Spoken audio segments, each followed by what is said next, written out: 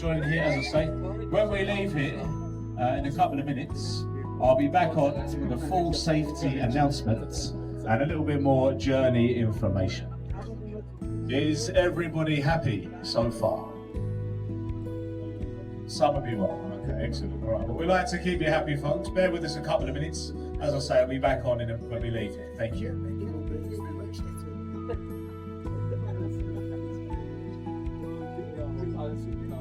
To share with you some of what we've learned. So we will begin as we slowly turn. A lovely view ahead of us of the Houses of Parliament.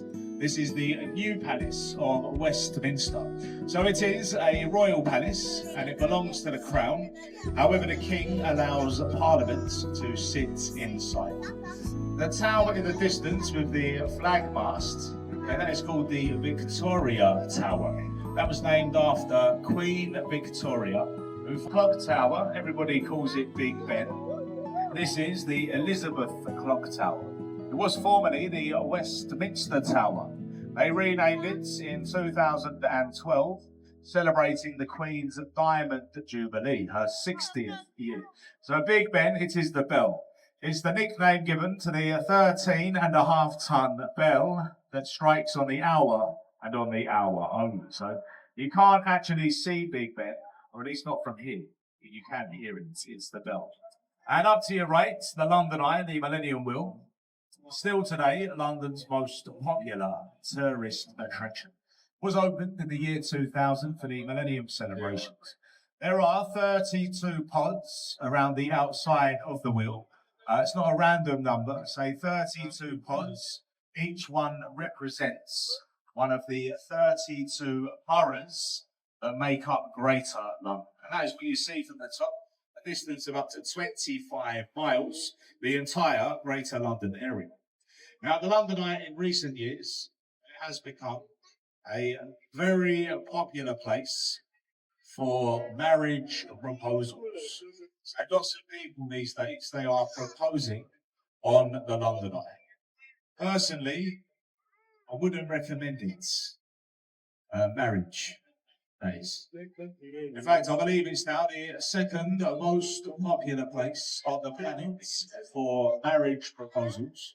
And that is second only to, does anybody know the first? Any guesses?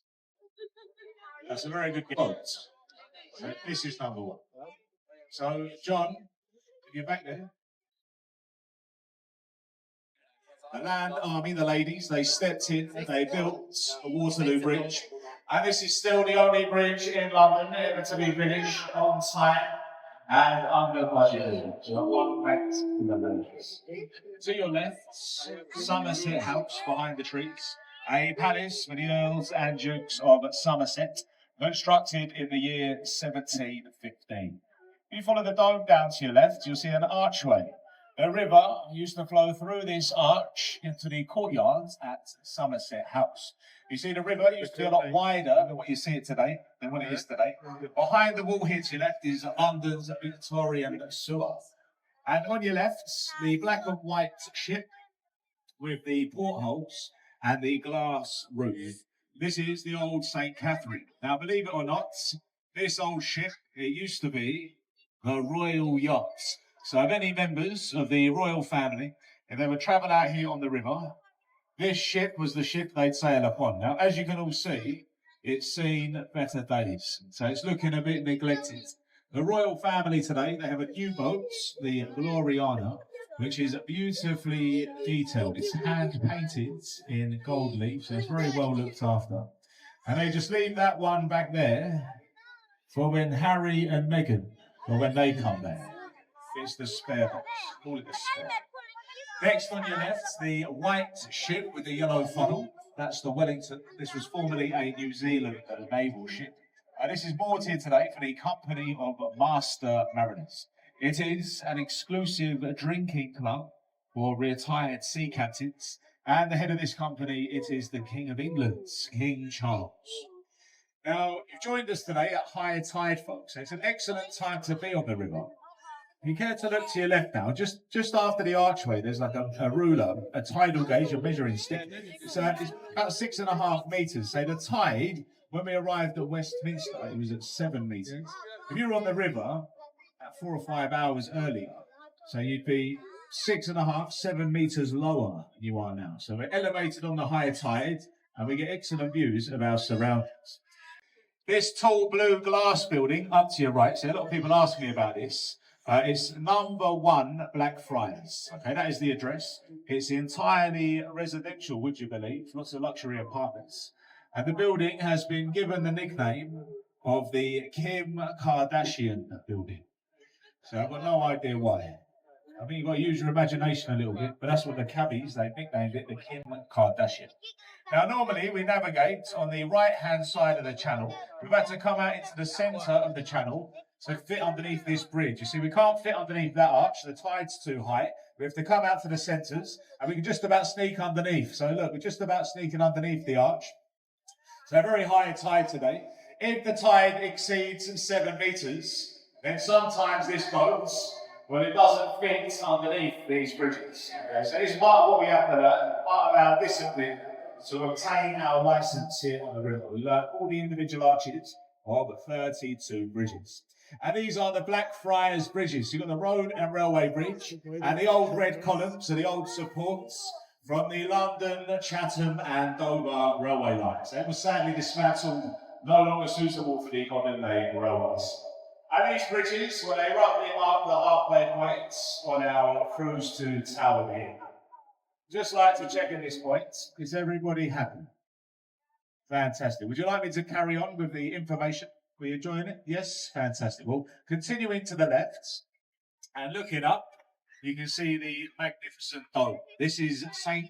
Paul's Cathedral, and it is considered by most to be Sir Christopher Wren's masterpiece. Now, it was completed in the year 1710, and it was the tallest building in London right up until 1962. So before then, it was actually illegal to build anything taller. It took 35 years to build, and the architect himself, Sir Christopher Wren, well, he is buried in there. He's buried in the crypt alongside Admiral Lord Nelson, the Duke of Wellington, and Sir Alexander Fleming. He was the man who discovered penicillin, saving countless lives.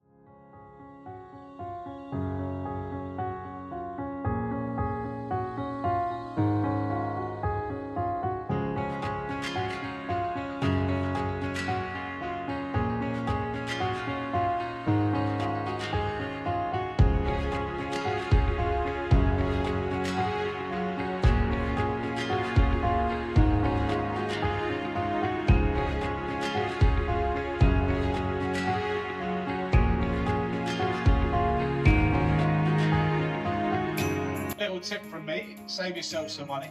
Go up to the Sky Garden, and the money you save, you spend at the bar. Now you can thank me later. Now on the right, we have London's very own warship. This is the HMS Belfast. Now this has been permanently moored here since the early 1970s.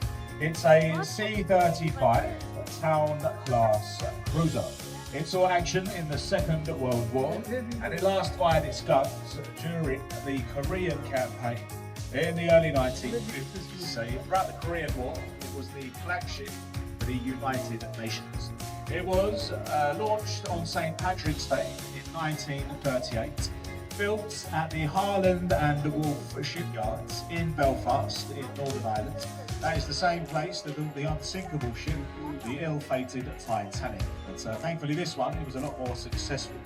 Now, it is a floating museum, and as you can see, it acts as a berth for visiting ships. Got this little warship here alongside. This ship will actually be leaving tonight, or well, very early tomorrow morning at 1 a.m. That ship will be departing. It will leave the Belfast, and it will go down through town.